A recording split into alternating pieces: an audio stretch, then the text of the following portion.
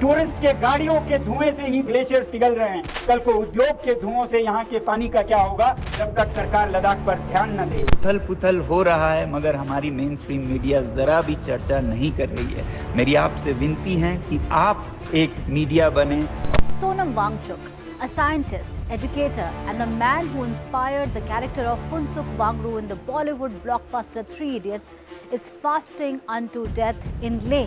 No end as yet to the massive protests that are taking place there as the residents continue to demand statehood for Ladakh. Sonam Wangchuk is on a 21-day hunger strike unto death. Ladakh बस India के नहीं world के खूबसूरत जगहों में से एक है। यहाँ का ट्रेडिशन, यहाँ का कल्चर, यहाँ का unique festival and tourist places यहाँ लोगों को आने के लिए मजबूर करता है।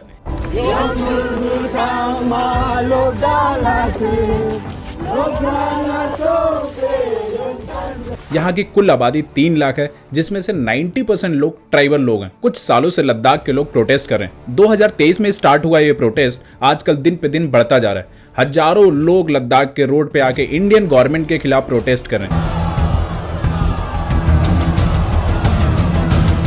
सोनम वांगचुक कौन है और ये पिछले 12 दिन से फास्ट अनटू डेथ पर क्यों बैठे हैं? एक अनशन शुरू करने के लिए, आमरण अनशन, जब तक हमारे लद्दाख की ये आवाज सुनी नहीं जाती, जब तक सरकार लद्दाख पर ध्यान न दे। सो बेसिक क्वेश्चन इज कि व्हाई दे आर प्रोटेस्टिंग।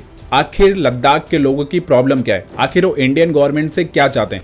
सो इस वीडियो में अगर आप नए हो और इस चैनल को अभी तक सब्सक्राइब नहीं किया तो प्लीज चैनल को सब्सक्राइब कर लेना, क्योंकि उससे मुझे बहुत हेल्प मिलेगी और ऐसे कंटेंट मैं आप लोग के लिए लाता रहूंगा। सो इस वीडियो में आगे बढ़ते हैं। वापस चलते हैं 2019 में, जब मोदी सरकार 5 अगस्त 2019 को आर्टिकल 370 हटाकर अनुच्छेद 370 के सभी खंड लागू नहीं होंगे, फुल फ्लेज जम्मू कश्मीर को 2 भागों में बांट दिया था, एक लद्दाख एंड एक जम्मू कश्मीर, और ये 2 यूटी बने थे।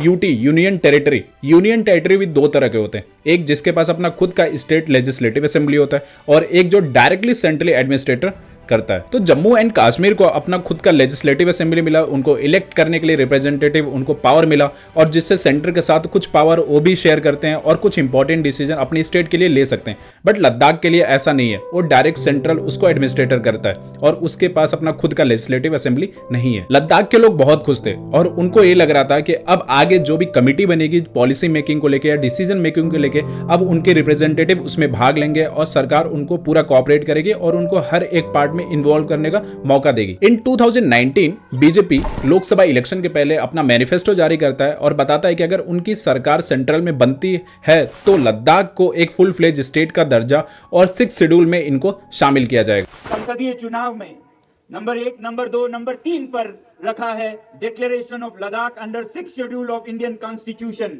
Tribal area declaration. ये पार्लियामेंट्री इलेक्शन में आश्वासन दिया गया था 2019 में, और फिर 2020 में जब लद्दाख के लेह जिले में यहाँ का सबसे प्रतिष्ठित चुनाव हुआ पर्वतीय काउंसिल का, हिल काउंसिल का, तो फिर पहले नंबर पर इस मैनिफेस्टो में यही मुद्दा है, constitutional safeguard for Ladakh under 6 schedule of Indian constitution. So 6 schedule क्या है? 6 शेड्यूल ऑफ कॉन्स्टिट्यूशन में tribal people of India and state like Meghalaya, Tripura, Mizoram and Assam को मैनेज करने, एडमिनिस्ट्रेटर करने और उनके राइट को प्रिजर्व करने के सारे प्रोविजन दिए गए हैं। इसके अंदर एडीएस ऑटोनॉमस डिस्ट्रिक्ट काउंसिल की एक कमिटी भी बनाई जाती है, जिसमें 4 मेंबर गवर्नर द्वारा नॉमिनेट किए जाते हैं और 26 मेंबर इसके इलेक्ट होकर आते हैं। एडीएस के पास कुछ सर्टेन पावर होते हैं, जैसे वाटर, लैंड, फॉरेस्ट, इस पे कुछ वो अपने रूल बना सकते हैं। सो 2019 में बीजेपी सरकार बनाने के बाद और हिल डेवलपमेंट काउंसिल का इलेक्शन भी जीतने के बाद जितने भी उन्होंने वादे किए थे उन्होंने पूरा नहीं किया। सोनम वांगचुक जो पिछले 12 दिन से फास्ट अनटू डेथ पर बैठे हैं, उन्होंने बताया कि जो बीजेपी ने अपनी मैनिफेस्टो में जो पॉइंट जैसे statehood for Ladakh, 6 schedule status for Ladakh and 2 MP from Ladakh, जबकि करंट टाइम में बस एक ही एमपी रिप्रेजेंट करता है पूरे लद्दाख को, and protection of land, cultural environment जैसे प्रोमिसेस को बीजेपी पूरा नहीं की और अभी भी नहीं कर रहे हैं। अगर सोनम वांगचुक की बात करें तो थोड़ा डिटेल में इनके बारे में बात कर लेते हैं। ये एक engineer, innovator and educationist reformer हैं और अगर आपने 3 इडियट्स मूवी देखी है तो उसमें जो रणछोड़ दास का कैरेक्टर होता है वो इन्हीं से इंस्पायर होकर लिया गया था। इसके पहले 2020 में पूरे इंडिया से अपील किया था कि चाइनीज प्रोडक्ट का बायकॉट किया जाए और उसका रिजल्ट भी देखने को मिला, और जो कि एक बंधुआ मजदूर की तरह बिना मानवाधिकारों के चीनी तानाशाह सरकार के लिए काम करते हैं और उसे धनी बनाते हैं। जब वो नाराज हो जाए तो फिर एक क्रांति की सी परिस्थिति बन पड़ती है और इससे चीन बहुत डरता है। इस बारे ऑटोनॉमस फॉर लद्दाख के लिए प्रोटेस्ट कर रहे हैं। So now final point is, Modi सरकार आखिर इनके पॉइंट को क्यों नहीं मान रही? आखिर जो उन्होंने इलेक्शन के पहले अपनी मैनिफेस्टो में जो लिखा था उसको एक्सेप्ट क्यों नहीं कर रही? क्या मोदी सरकार पावर शेयर करने से डर रही है?